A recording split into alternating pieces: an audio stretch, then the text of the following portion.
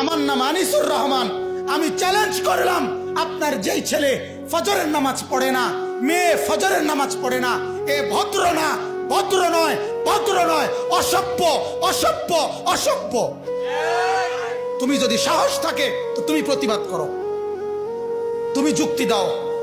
আমি বসুন্ধর কারণে তুমি বলো, সেজদাবিহীন কোন মুসলমান ইমানদারের ছেলে, মেয়ে, বিবি যার কপালে সেজদা নাই, সে শিক্ষিত হয় নাই, সে সভ্য হয় নাই, সে ভদ্র হয় নাই। আল্লাহ কোরআনে বলছে, ইবলিসকে, ইবলিস তুই সেজদা করলি না, অহংকার করেছিস, তুই বের হ আমার থেকে। জন্য যে সেজদা করে না সে অহংকারী, আর অহংকারীকে ভদ্র বলে না। কথা বলেন না কেন? অহংকারীকে কি বলে না? ভদ্র বলে না। নাই তো বলেন আপনি পৃথিবীর কোন ডিকশনারিতে আছে কথা যে অহংকারীকে সভ্য বলে, অহংকারীকে ভদ্র বলে? আল্লাহ তো কোরআনে বলছে সেজদা না করা এটা অহংকার। এটা কি বলেন না? তাইলে অহংকারী কি ভদ্র হয়? অহংকারী কি সভ্য হয়?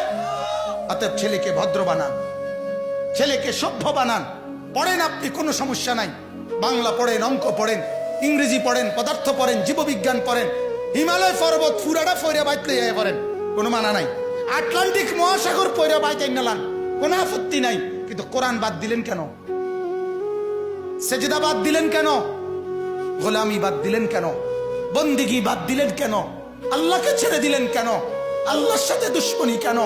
যে ছেলেটা সারাদিন একটা ওয়াক্ত নামাজ পড়ে না, যে বিবি একটা ওয়াক্ত নামাজ পড়ে না, যে মেয়েটা পর্দা করে না, তারে জিজ্ঞাসা করেন না যে মা সবার সাথে সম্পর্ক বজায় রাখো, মালিকের সাথে কেন দুশ্মনী? আল্লাহর লগে কি নারাজি হইলা? আল্লাহর সাথে কি দুশ্মনী? আল্লাহর লগে কেন রাগ করলা? কেন রাগ করলা?